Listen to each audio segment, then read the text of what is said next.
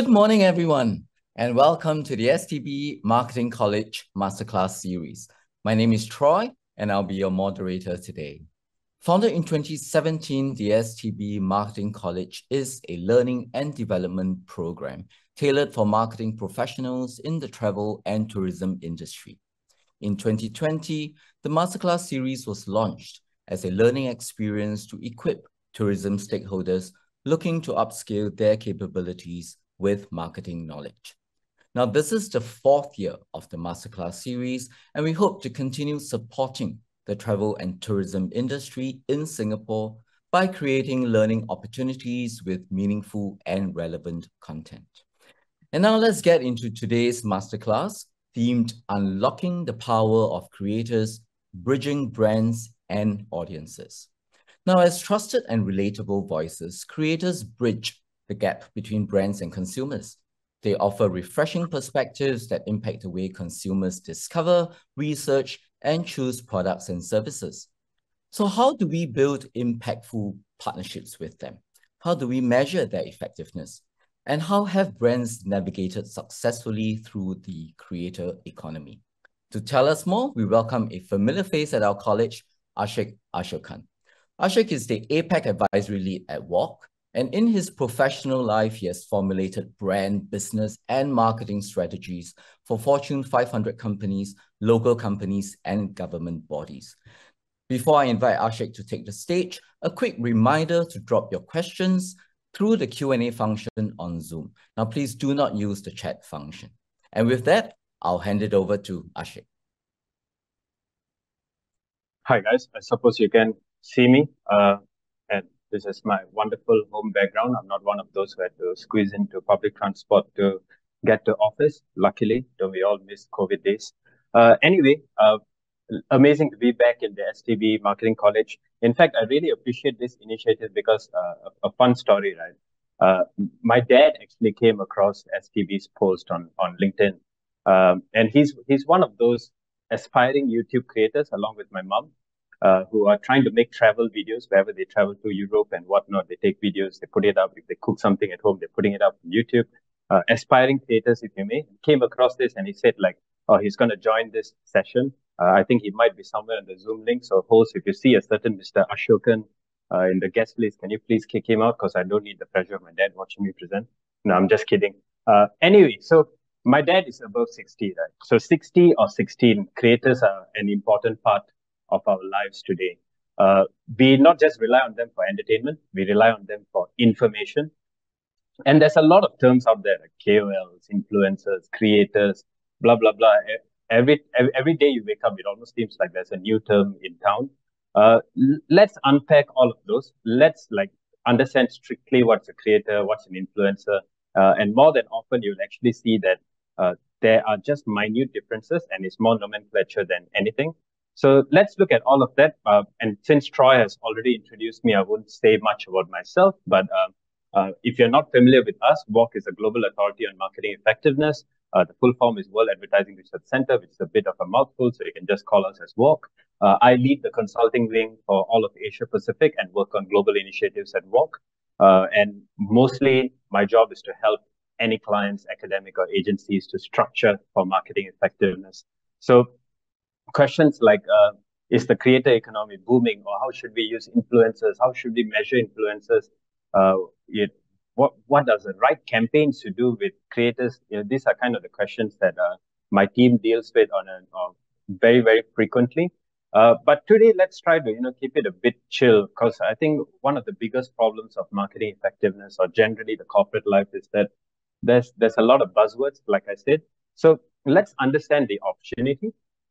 Let's understand how do we work with these creators, and let's understand the most important point, right? How do you measure effectiveness? How do you know something that you're doing is working? But before we kind of get into that, let's just look at a few important stats, right? Now, these stats are from GWI, and I think it's very important for us to understand the generational shift in social media. Like a typical internet user spends more than 2.5 hours. Social media share of daily online time is at 38%, which is extremely high. And this is definitely way more than anybody watching traditional TV. And young internet users are okay, I don't exactly consider myself young, but maybe people who are younger, like in their teens especially, one of the most interesting facts is that they no longer go to Google to search something. For me, especially, other than ChatGPT these days, I always go to Google and I'm like, oh, how does this and this and work? But apparently, 40% of young internet users, they go directly to TikTok or Instagram to do it. And if people are familiar with it, TikTok even included that search widget that you can add to your home screen, right? And such behavioral shifts are very important for us because it has significant implications for your brand strategies, especially because you're trying to get share of wallet from the younger generation. Simply put, you're just getting the younger generation to spend more with your brand or for your interest. So you have to take note of such things. And on a parallel, the creator economy as well, right? Creators for now, and I'll get into that in just a second. Let's just take it as anyone who's on social media creating content. The economy is booming. It's valued at $102 billion, according to GWI. And it's grown just by 165 million in the past 2 years. So, if you compare any of this to any kind of similar growth in companies or industries, creator economy is one of the biggest ones that are out there.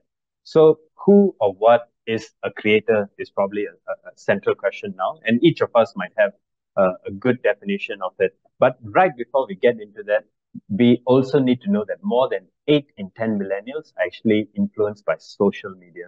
So this is a bit beyond just the creators and influencers that you find. It's by social media for your travel choices. I mean, I always try to observe people around me, right, and not just rely on whatever facts and stats that are put out there. I was just reflecting on all my trips last year and this year. I was in Europe for quite a bit and whatnot. And I realized most of my travel choices, which were effectively planned by my wife, anyone in a marriage would know that your wife holds the cards whenever you want to go travel. It's most of it comes from the fact that it's social media led inspiration, or this is a place that we need to see, or this is a photo opportunity, and whatnot. But come on, I mean, a lot of it is also influencers are very good at taking pictures, right? I turn up in Italy and then you see like bam, there's like thousands of people trying to stand in one place and take a picture. I have no clue how these creators and influencers make it seem like it's just them in one particular spot. However, okay, let's not deviate. 8 in 10 millennials are influenced by social media. So let's get into the question, right? Who exactly are creators? Who exactly are influencers and whatnot? Now, the term creator is a bit new and more nuanced in the current marketing stage, but we are all very familiar with influencers, right? And within influencers, all of us are familiar with micro influencers, people who have a following of like 10 to 25K, macro influencers, people who have hundreds and thousands of influencers, and then celebrities who have millions of followers. That's usually the simple pyramid on how you look at influencer marketing. Now, the key difference between influencers and creators are the fact that creators usually focus a lot more on building their own audience. And some creators have grown so big that they've become a channel by themselves. And this is kind of what we call the fragmentation of mainstream media. Right? Take, for example, I think everyone knows Mr. Beast. It's quite funny because I feel like I was living under a rock because I think it's sometime last year that Mr. Beast said that he's going to give out $1,000 or $10,000 to whoever shares. And then I go to my social media and everyone kept reposting it. And I started reading up more about him. And I realized one very interesting thing that is in Mr. Beast's future strategy is that he by himself plans to create a channel, like, almost become like, think like your Channel 5 or MediaCorp or Netflix even. He has his own audience. He has his own content stream, and they're extremely loyal to him. And this is completely a new form of a platform that we're not seeing, where it's more than an entity. It's a singular person who's owning a particular audience base by themselves. Now, when we come to the specific definitions of a creators and influencers, right? My personal advice to you, don't get too caught up on the language itself. Influencers, KOLs, creators, at the end of the day, think of them as the tool that you use to tap on new audiences and expand your reach, etc. But strictly speaking, just for marketing discussion, an influencer is usually an individual who has like some form of word of mouth or social marketing. If you give them some form of remuneration for endorsing your product, like a small coupon or whatnot, they're just going to post a product and they're going to move on with it. So that's pretty much like an influencer's role. in your marketing activity. A creator, on the other hand, usually produces material to share with an engaged community. They have their own style, they have their own presentation format, they have their unique distinctive brand assets, as we call it. Now, think Joe Rogan, for an example, right? Even his podcast series, you don't necessarily have to be strictly on Instagram or TikTok, even Spotify or a podcast or like video podcast series. He has his own language, own style of creating content. And he's actually a creator. He brings on celebrities. Sometimes he endorses products. Sometimes he has a discussion around them. But you can very explicitly see when he's endorsing something or when he's organically saying something, like there is a good difference that you can spot. Now, creators have definitely expanded how they monetize their activities with their audiences directly, and we will see a few examples in just a short bit. But let's dive deeper into this whole creators and why do they matter to us. Now, if I were to simply kind of pull it back to three things why creators matter, it's usually content, connection, and community. And let's look into them a bit more. But one of the key things that we need to really focus on is the connection bit, because audiences tend to be very loyal and almost take it at face value when the creators say something. They're willing to try almost immediately, provided that they have already embellished a certain period of trust with that creator. So how do we tap on them and how do we look at them becomes a point of discussion for this particular theme. Now, one of the main reasons why marketers want to work with creators is to tap into their community, as I've just mentioned. There's already a certain level of trust that the creators have built with them. Now, the hardest thing for a brand to usually do is to create a loyal following for them. Now, think of brands like Nike and Apple and whatnot. So I'm an Android user, and one of the things that I don't understand is the Apple fandom. iPhone 13 or iPhone 15, if you look at the marginal differences between them, like tech offering differences, you'll see that, it's not like really revolutionary, or people who upgrade, it's not like they massively use the expanded functions of the product. But the community that the brand has built for it is such a way that they are always willing to upgrade. They're always willing to go for the next big thing. Now, similarly, like how brands have built a community based on certain values, creators already have a certain community and certain values that they prescribe to. One of the best examples on how creators have emotionally built trust and value to them is if we just look back at the pandemic era, right? Even in the US or globally, there were a lot of creators who actually got lawsuits from governments because creators would just blindly say that, hey guys, maybe, vaccine is not a great idea. And before you know it, a huge bunch of followings start, propagating against vaccines and harming public safety, etc. So that's what I meant about the community that they build and the codes that they have is extremely strong. So when you work with the creator, it's very important to understand who is their community, what are the kind of value that they've created, how do you create a mutual value creation with them? And as marketers, we need to be asking ourselves these key questions that you might have probably read while I was rapping on like Eminem. What type of community do we want to tap into? Why? What do we need from them? What are we offering them? What are their codes? And how can you play a valuable role? Now, that's the most important thing, right? And we'll speak a bit more about the type of language that you should be using. Now, the other side of it, so we are all very eager to work with creators, but it's always important, why do creators want to work with us? Why do they want to engage in the gig economy or like a side hustle? Or why do they want to create content for us? Now, this is one of those GWI where they amass like a massive amount of population and survey them. And it's quite interesting that a lot of creators these days, they are not even really looking at monetizing their passions and whatnot. Content creation for 61% of them is just for fun. And 1/3 of them are passionate about the content. And if you look at it, only 12% actually see it as their full-time job. So unless you're really tapping on a full-time content producer or a creator, very likely you're going to come across creators who are just doing it for fun or because they're very passionate about it. And one more fun fact about this is that YouTube is usually the most top choice for creators to look to monetize their passions. So there's a key difference with, while there's TikTok and Instagram and whatnot.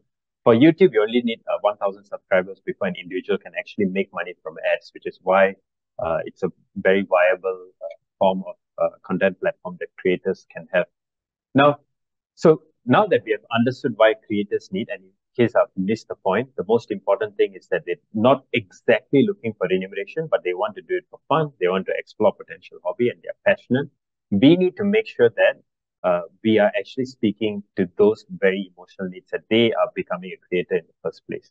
Now, I mentioned about Mr. Beast earlier. Now he appears back in the slide.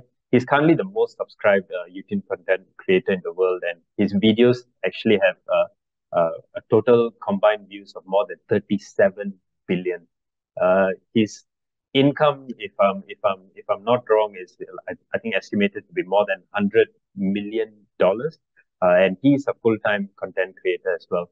So now we are talking about the extreme end of the creator economy, right? Where someone's like massively being a millionaire, and brands who work with Mr. Beast straight away succeeds from them.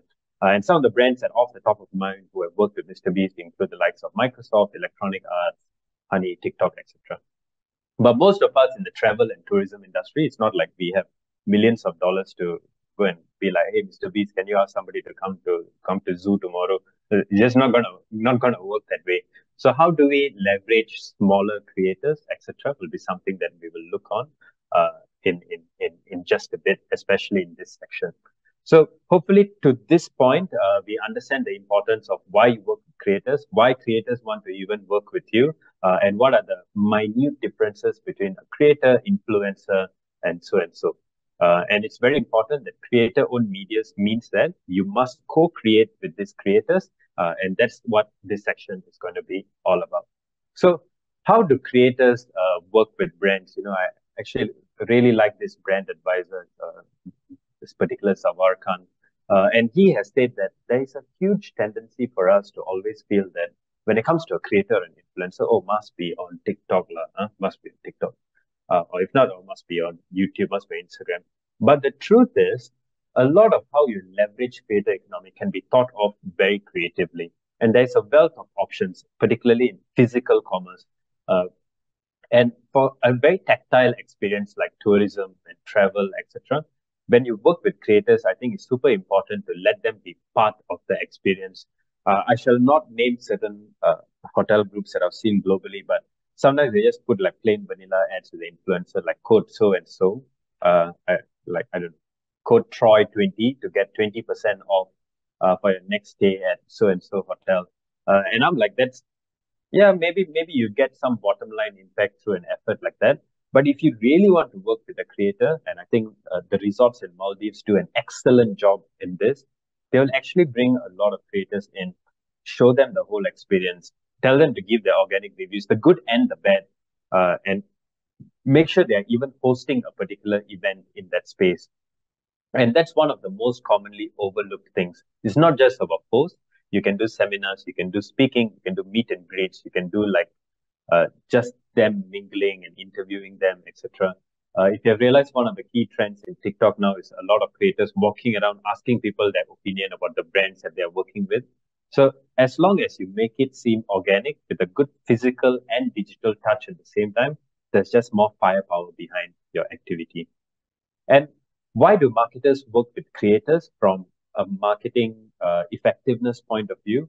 What are they exactly trying to do? And this was Sprout Social, a very reliable site for understanding marketers' activities on, particularly on social media. Usually, 62% of brands want to drive more engagement.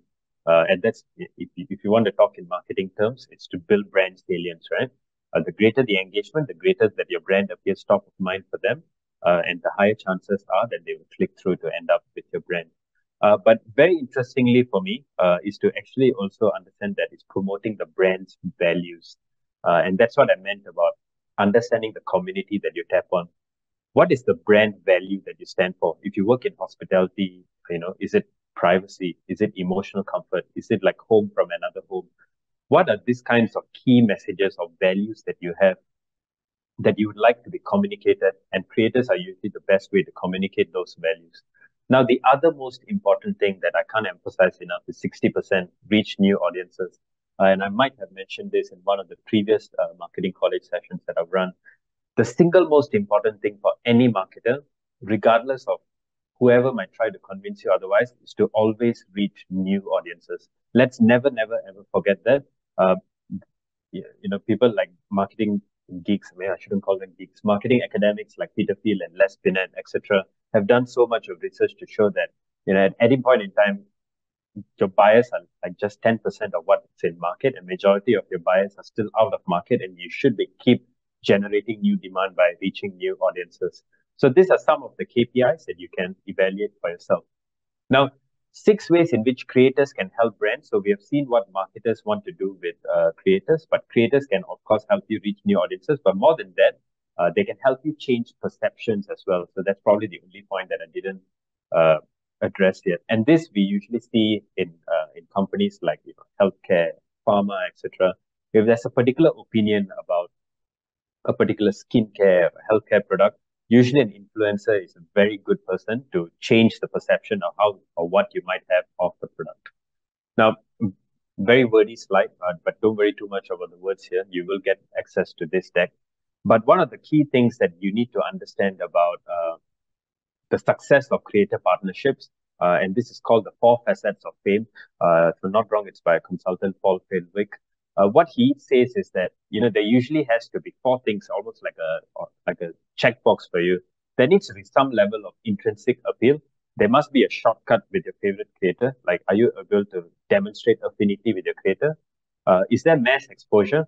Are you reaching a new audience with this? Like, if you have already reached, I don't know, one particular audience with particular creator, is there a new audience that this creator can offer you? That's mass exposure, and that's very important for you. Distinctive assets. Is it all part of the creator's personality? Are you like forcing them to say something that they may not particularly say? So I follow a few influencers, right? And sometimes just the language that they use in the social media posts, you're like, yo, this is clearly written by some social media team. It's not even their language, and the lesser that I'll believe in it. And social diffusion. Are you helping them to mingle well and interact with your brands? For those of you who need a best practice on that, just go and watch some of Mr. B's videos. Now, like what I mentioned earlier, and I'll touch on this in depth, and you can read this at your own time later on as well. Influencer marketing is a very transactional partnership, and it will help you to drive short-term sales, but it does very little to build long-term brand loyalty or any form of engagement. Creators, on the other hand, who co-devise content with you are able to always give a lasting, longer-term branding impact for you and your brand as well. Now, this is one of my favorite examples, and I didn't put the video in because it's very long. The effectiveness stats that I like of this Google case study of Saudi Arabia as a travel destination case study is that the Google searches as a travel destination for Saudi Arabia increased by 160%. Now, Saudi has been doing a lot to improve tourism to itself, right? Including moving our very well-liked Mr. Cristiano Ronaldo. But one of the key things that they did was take a few small creators, and these are very small Saudi content creators. So for those of you who don't know, one of these guys is Sultan Al Badran. He's quite popular and funny, but mostly speaks like Arabic. They don't have much of a following. By much, I mean like 20,000, 30,000, etc. They were going around Saudi and just showing that how interesting it is, and how Jeddah by itself is actually not really the perception that you might think of Saudi Arabia. Because for most of us, there's a certain perception that you think, especially when you think of countries like Saudi Arabia, they might be strict or it may not be too fun. And they used small creators to tap different audiences to just change perception and increase affinity for their own brand as well. Now, Iceland is another very good example. Their tourism board collaborated with multiple influencers. Maybe let's watch the video and then I'll comment on it. So if the team could play the video now, that'd be helpful.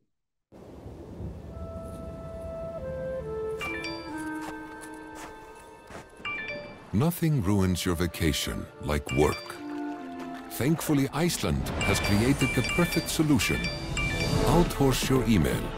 A revolutionary service where Icelandic horses write real out-of-office replies so you can relax.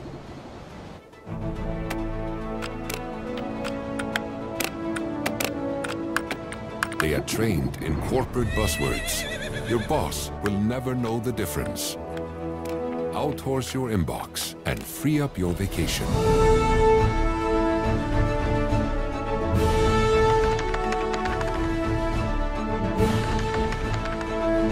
Visit outhorseyouremail.com to try for yourself.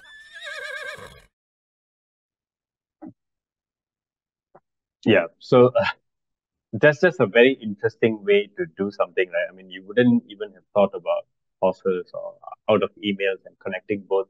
But one of the key things that they did was they actually had a main campaign that, for example, something that a Singapore Tourism Board might do. And they used a lot of multiple influencers to promote the country's stunning landscapes. And they kept like reiterating this whole fact about out of home and why Iceland is good. And I thought it was just like really, really brilliant campaign by them. Now, tips for selecting the right creator, right? And I think this is one of the most important slides in all of today. So seek the help of agencies or social partners. That's if you have budgets, of course. There's a lot of influencer mapping tools out there. I've worked with some where, depending on your business objectives and the type of audiences you're reaching, they will find for you the right influencers. Look at quantitative metrics. Are you targeting the right audience and demographics? Look at their engagement rates, set objectives and KPIs with your creator, like how many reach and share, what do you want to do. Look at qualitative metrics as well, right? Make sure that you do a good background check. And sometimes it's so important because creators can make mistakes as well, and it can be very tarnishing for your brand. Maybe I can throw in a fun factor. You all know Wonder Woman, right? Gal Gadot. When the time when she was actually promoting a Huawei phone, when she posted it on Twitter, it said like posted with an iPhone, posted by an Apple iPhone. Just Google it and you'll see it. And it's one of the very embarrassing things that can happen to your brand, right? So have those safety checks in place. Don't end up promoting Huawei through Apple. If I were working in the Apple marketing team, I'll actually screenshot that and post it as my own marketing social media post. Start small, have a goal, and track every step. It's very important. A lot of people want to achieve a lot with just one creator. No, it's better to work with a few. And look at what your competitors are doing with their creators. Look at hashtags on social media, etc. Don't have to do some crazy social media monitoring tool and whatnot. Just go on social media, click on your competitors' tools, or click globally to see lookalikes and see what they are doing. And look among your actual customers as well. Look for creators who might be your customer, because your customer is usually your best brand voice at any given point in time, right? Most of this I've covered in my previous slide as well, but the most important thing that I would say is make sure your creators feel valued and give them recognition and make them feel part of the process along with you as well. And that's very, very important. Now, earlier we touched about some of the values that creators have, or why are they posting content, right, for their own sake, and we realize that it's just for fun, promoting a new hobby and whatnot. But why do creators promote brands? And one of the key things I've realized is that even full-time creators, they actually really, really look for high quality products, and then rewards are following, and then love for brand. So make sure that your quality, your emotional benefits of your brand, and your functional benefits of your brand is particularly shining through when you educate your creator on how they work with you. Just remember this stat off the back, that high quality products is more important than even rewards or love for the brand. So that's a very important thing that we need to understand. And always trust them.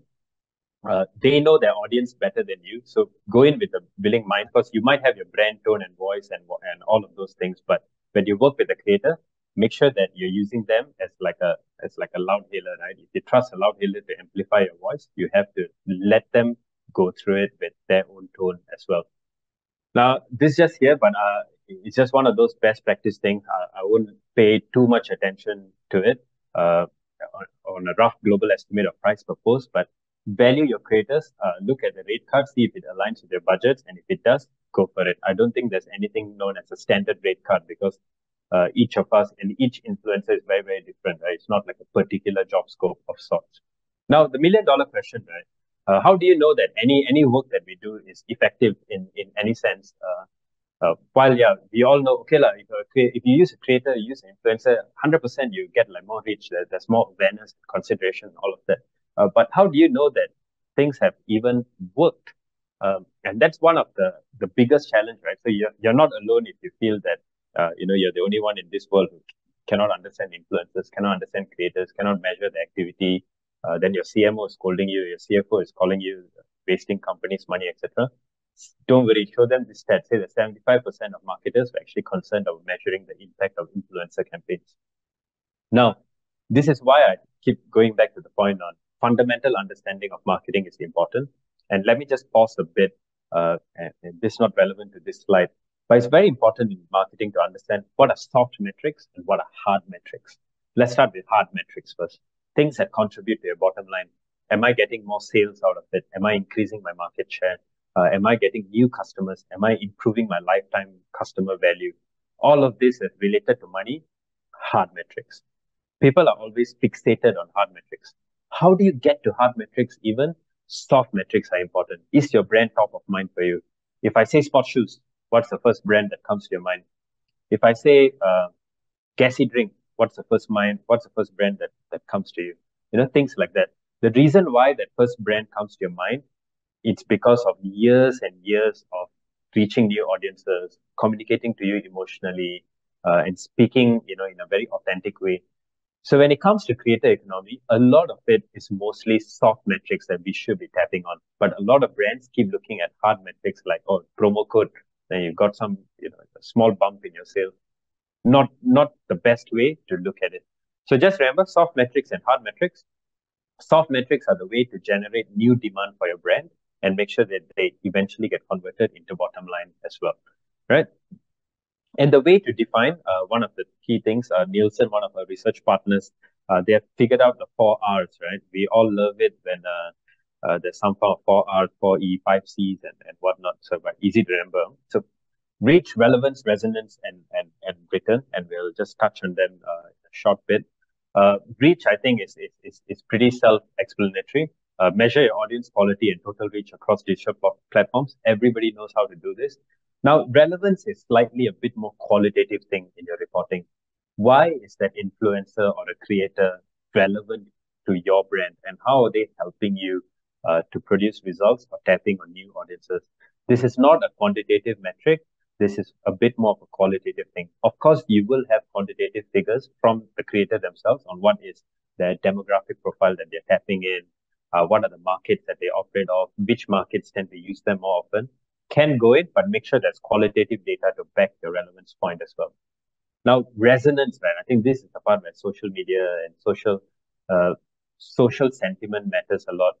How are fans responding to them in the comments? Most of you probably use things like Meltwater, Social Bakers, and all of that. Even if you don't, you're saying that you're budget poor, no problem. I worked for challenger brands in my agency days.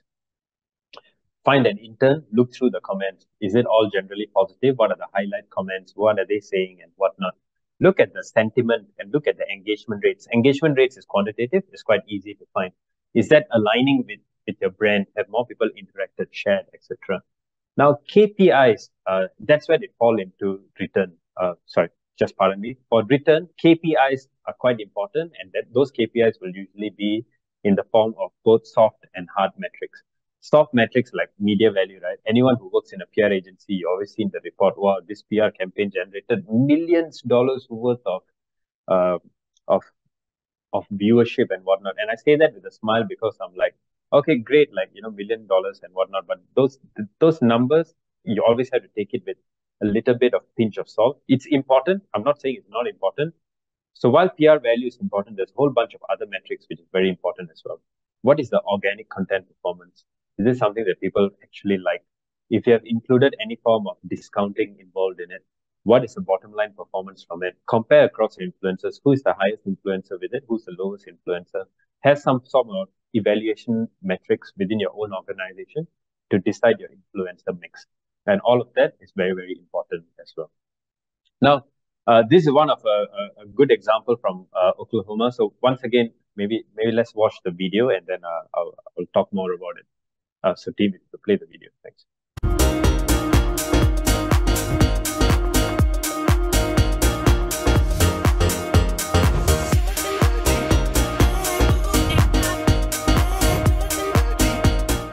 Cheers. I'm in heaven right now.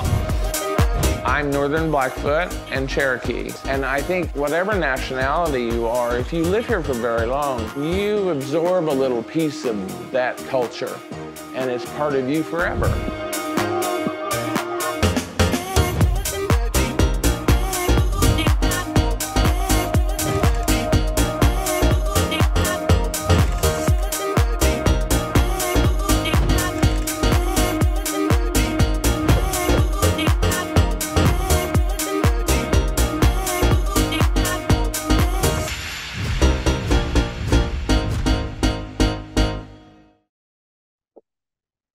So this was actually done during the whole pandemic. There were still travel restrictions, etc. So suddenly they see me like make it look very fun, right? I mean, even when I look at the content, I feel like take out this blazer, go and grab on a flight, grab a beer, and just go on holiday.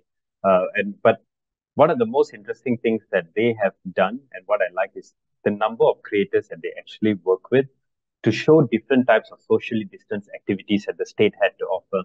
And it was made in such a fun, interesting, authentic way that 40,000 hours of the series were actually watched. And these are not high budget things at all. In fact, I'm very mind blown by the younger generation creators who just with a mobile phone, they're doing so many things, they're editing and whatnot. So if you bring a creator on board, even for art direction, etc., you may not have to rely on a creative agency separately. You can rely on them and you can ask them, oh, what's the style? What should we be taking? What will your audience like, etc.? And you, for all you know, you might achieve a 33:1 ROI campaign for yourself as well. Now, all along I've been propagating for creators, but maybe, you have some bosses from the dinosaur age. They're like, creators, influencers don't work. They're a fad, blah, blah, blah. Loyalty doesn't work and whatnot. So there are some arguments against it as well, and I'm very conscious of them. So a lot of people think that loyalty doesn't work. You should just do like a promo coupon, tap new audiences and whatnot. That's completely not true. I feel that many brands have actually built a community of loyal fans. Creators have also built a community of loyal fans, and they will listen when a creator puts a more premium product in the line. And funny that, the second point, broadcast is best. Funny that, I still have some people telling me that, why don't I take all the budget and put on TV? Like, yo, bro, like who's watching TV? Like, when was the last time you found a younger generation watching TV? I was just having a conversation with some clients last week. Then it's like TV is definitely very, very effective in a lot of markets with different tiers of cities, right? And it's still the main source of information. And I don't ever deny that it is a very valuable medium. But when it comes to, at least countries like us and topics like tourism and finding inspiration for travel, etc., there is no more powerful tools than social media and creators and things that they do. And that's a very strong personal opinion of mine. And maybe other academics might differ from me.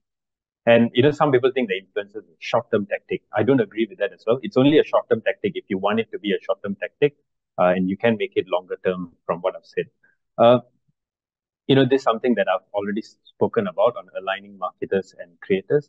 Now, we spoke a lot on how to build a successful community, right? So identify the niche audience and usually look at 3 types of values first. What's your consumer value? What do your consumers get out of your brand? And it has to start from there first. And then what is the content gap in the market? If every hotel is doing the same thing, then you don't want to just be another hospitality brand that's putting out the same thing. Here's a room, here's a bed, here's a sofa. No, what are the new things that you can do? Think about Oklahoma, right? They specifically focused on socially distanced activities that can be done. And what makes your brand unique? These are things that you always have to consider before even going to a creator. So do your homework first. And like I said, creators actually play a very important role in improving levels of distinctiveness. So influencer-led brand asset should be front and center of your communications and not your own brand identity. And make sure, like what I said, vet your celebrities and social media personalities well before you engage with them. I think the number of PR disasters that we have all seen in recent times, we can just guess for ourselves. Best example, Fire Festival, right? They got Bella Hadid, they got all kind of famous influencers. In the end, those influencers took the backblast from all of it going bust. So it's always a two-way thing. So creators would ask you more questions to know about you, engage them. You also need to ask more about the creators, their values, etc. This is a video from Tourism New Zealand. One of my favorite as well because it's done in a very unique way. Let's watch the video first and then I'll probably give a bit of commentary around it. An innovative tourism campaign, perfect for a pandemic. In lockdown, gaming shot up 70% as people rushed online for a hit of adventure and escape.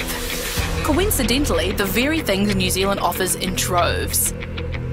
So Tourism New Zealand decided to market the country like a video game. Play NZ.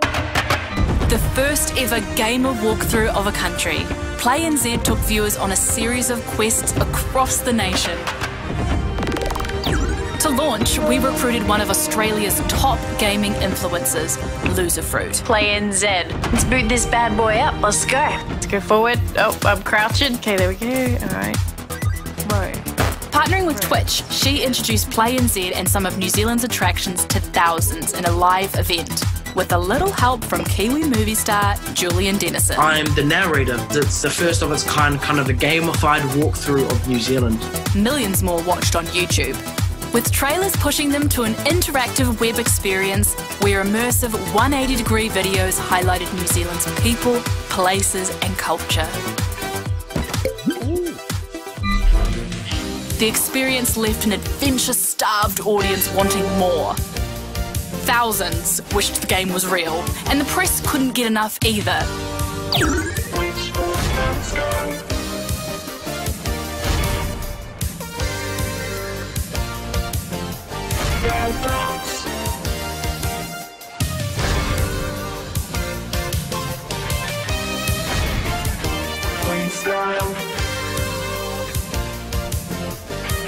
Above all, we maintained our #1 position as the preferred destination for Aussie travellers.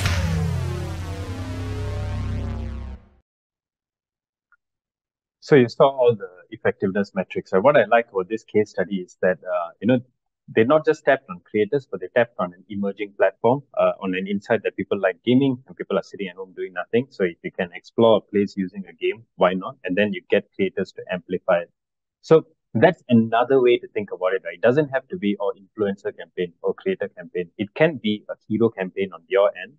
And then to generate and amplify more engagement through it, you can actually use creators or influencers in whichever way that you want. So mapping to your own marketing activity is also very important, right? Conscious, we have gone through a lot in just 45 minutes, but if you would bear with me, the key things that we need to really understand from this 45 minutes that we've spent together is embrace a creator opportunity. So there's no running away from it. You have to get on board, especially being in the travel and tourism industry. Because remember, the first stat that we showed, more than 8 in 10 actually get influenced by social media choices. Understand there's no one-size-fits-all, and creators may already be among your customers. Your customer is your best voice, and always remember that. I have a very interesting client. Unfortunately, I can't name them. They use the customer loyalty program. And then they identify who are the top customers, and then they become the voice of the brand. And if they already have an existing social media channel, etc., they give them even exclusive coupons for their own friends and family, even if they have private profiles. Not a matter. You don't have to be like a creator influencer per se. So all these definitions, throw it out. Think for yourself. A creator or influencer is simply someone who can amplify your voice for you. Collaborate, co-create, communicate. Like what I said, let them ask you questions, you ask them questions as well. Allow them to make things in their own style and language and keep it genuine, especially in travel-related topics. Measure and track objectively, the last point. Understand whether are you working on soft metrics, are you working on hard metrics, are you working on a combination of that? If anything, remember the 4 R's, like reach, relevance, and all of that. And make sure that you're tagging all of that and you're presenting your findings in good few slides so that you have clarity and your management and whoever also has clarity on what exactly are you doing, creators. And if you can't remember anything that I've mentioned in the past X number of slides, just remember this one slide. Tips for selecting the right creator. If you want to take out a phone, take a picture, just do it, but you get the whole deck later anyway. Seek the help, look at qualitative metrics, start small, don't go all crazy, have a goal, track every step. Understand what your competitors are doing and look for creators among your consumers, which pretty much sums up the thing. I'm Ashik Ashokan, and thanks so much for tuning in. I believe we have Q&A right coming up.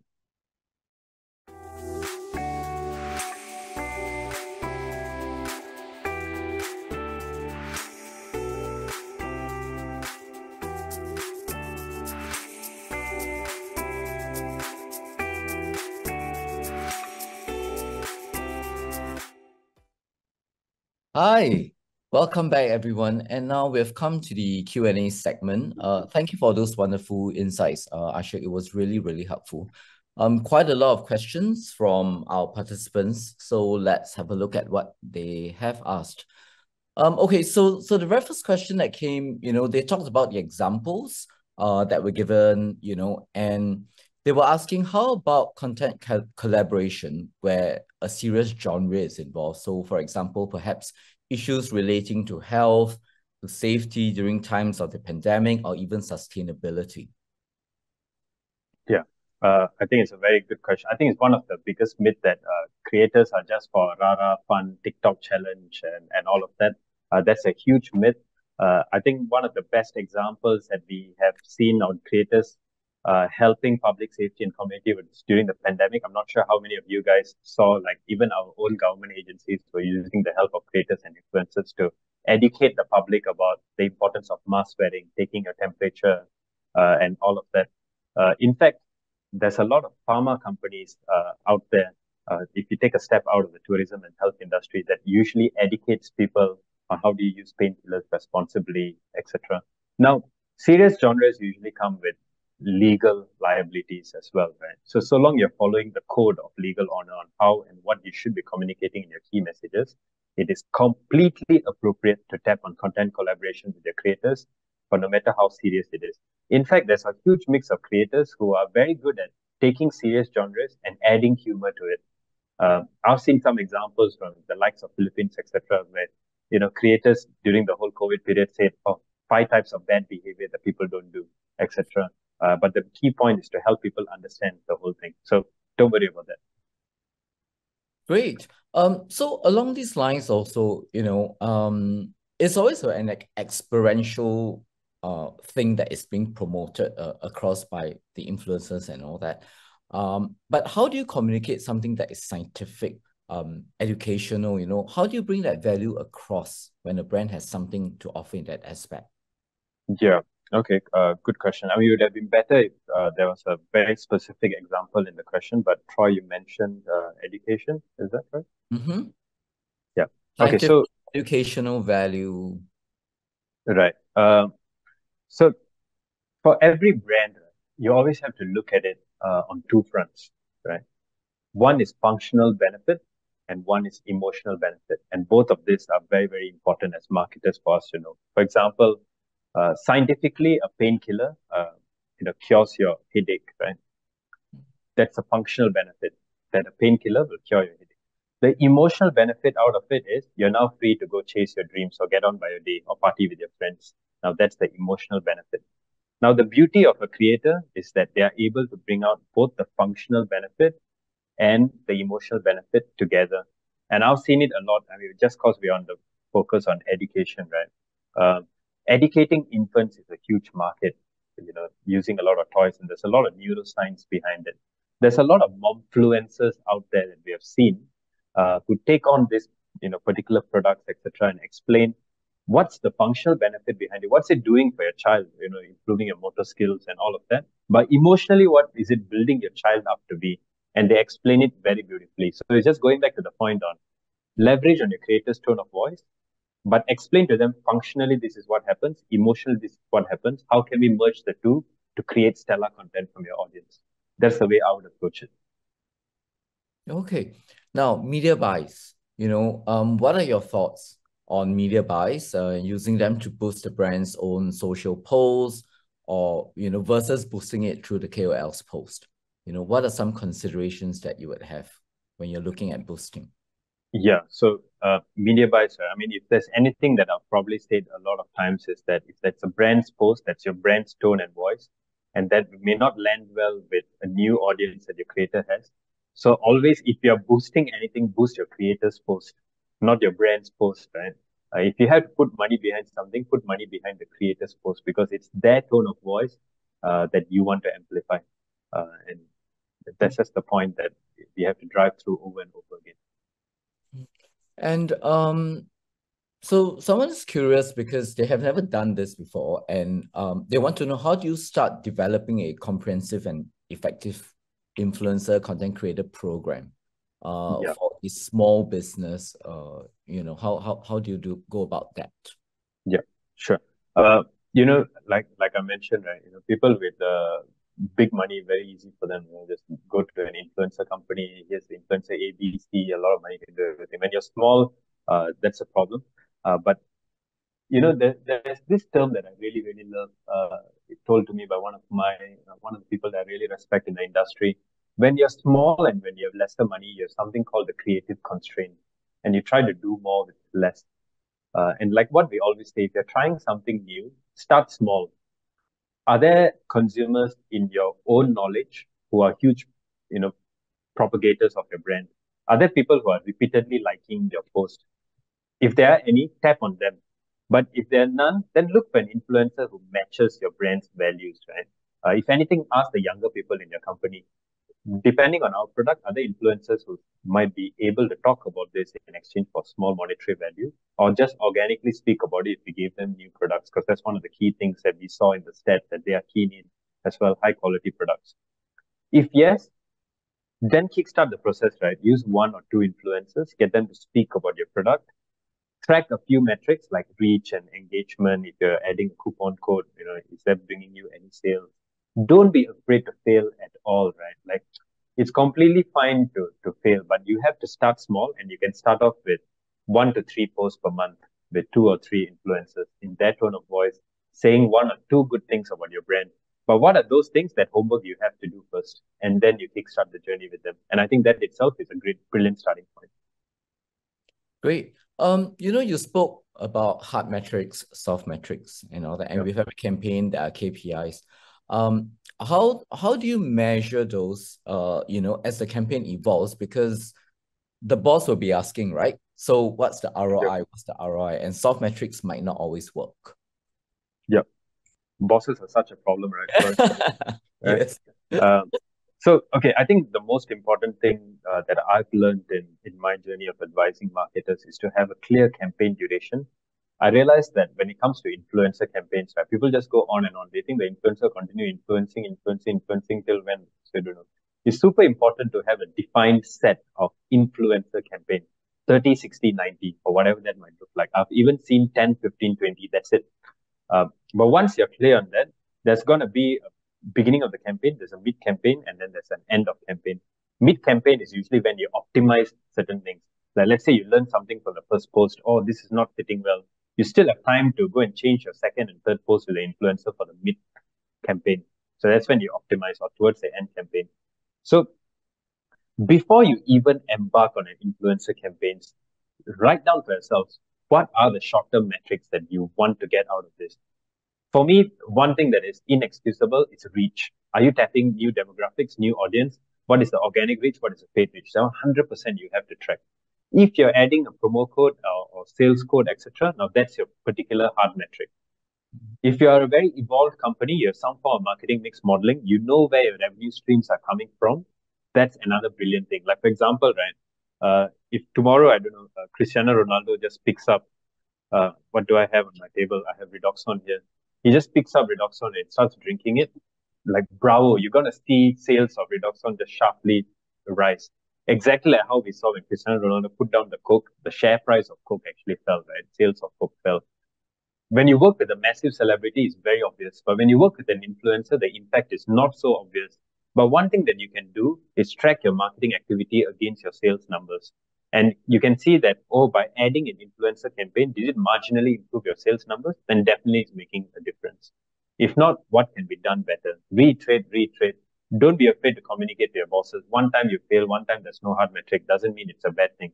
Soft metrics are also important. Tell them that reaching new audiences is very important for a brand. If really they don't listen, you call me and I'll speak to your boss for you. Thank you for that offer. We will definitely look at that. Along these lines, also, how much creative room should a brand give to a creator? What are some of the considerations? Because you always have your KPIs, right? But, how much of it is in their voice? Yeah. So creative guidelines are very, very important, right? Don't end up being the Gal Gadot example where you promote a Huawei through an iPhone. Because I know these days, even content posting for the influencer is done by the brand to make sure everything is in order. What I would do is usually, more than a creative guideline, I'll give a brand safety guideline. These are certain vocabulary that should not be used with our brand. These are certain colors that should not be used with our brand. These are certain contexts that should not be used with our brand. So it's more than a creative guideline, which I think creative guidelines should be completely creator-led. It should be a brand safety guideline. This is the world of my brand. These are things that my brand is not associated with. These are things that my brand is associated with. Let them do their content, come back to you, and then you review it better in their voice, if that makes sense. Yes, definitely, definitely. So if you're working a lot with content creators and all that, right, are hashtags really still relevant in a campaign? And if they are, how do you actually maximize them? Yeah. So, one of the first things that I mentioned, that stat is that people are now searching directly on TikTok and the likes of Instagram, YouTube. So video engines have become the new search engines, right? Or social media platforms even. The main reason for content discoverability is actually your hashtags. How do you know which hashtags are relevant for you? Very simple. First of all, what's your industry? What's your brand? You should minimally have these two hashtags for you. The best way to do it is actually comparator analysis or look at what other influencers are also posting. Hashtags are one of those where you either have to be mainstream. If you want to create a unique hashtag for yourself, either you must be Ice Bucket Challenge or you must be really special that people are going to search for it. If not, you have to be mainstream. So look at what your competitors are posting. Look at what influencers in that particular hospitality or tourism brands, what are the hashtags that they are using? And look at what are the trending hashtags of the day, something that a social media strategist can easily advise you on if you have one in your company. Make sure you're using those. Simply put answer, they are very relevant. Please don't stop using them, but don't also be the spammer where you add 49 hashtags to your post. Probably going to cosmetically not look nice. Great. Okay, I will make it 48 then. So quick one on a buzzword that everyone's talking about, generative AI, right? What are your thoughts on virtual influencers, and tapping on AI for content creation? Is it credible? Yeah, the thing with buzzwords, right? There's always something. When I joined the industry, it was Internet of Things. Then after that, there's something around big data, wasn't there, Troy? There's big data, then there's NFTs, then there's crypto, then now there's AI, everywhere is AI. But for once, I would say that compared to previous buzzwords, I think AI is something that we cannot ignore for simple facts that a day-to-day tool like ChatGPT, right, is in fact transforming more than 30% of how marketing is done, at least in my opinion, things like copywriting and whatnot. And in the world of AI, specifically in creator economy, virtual influencers have become a big thing. A lot of brands out there, even Microsoft, right? Like I think even some FMCG brands, they all have virtual influencers.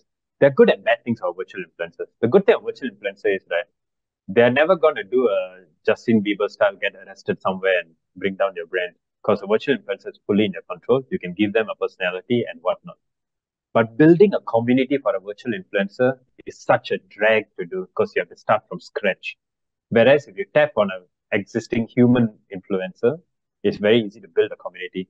If you have the budgets, you have to explore something. You have the runway for the next 3 years. Go for it. Create a virtual influencer. I would absolutely support it.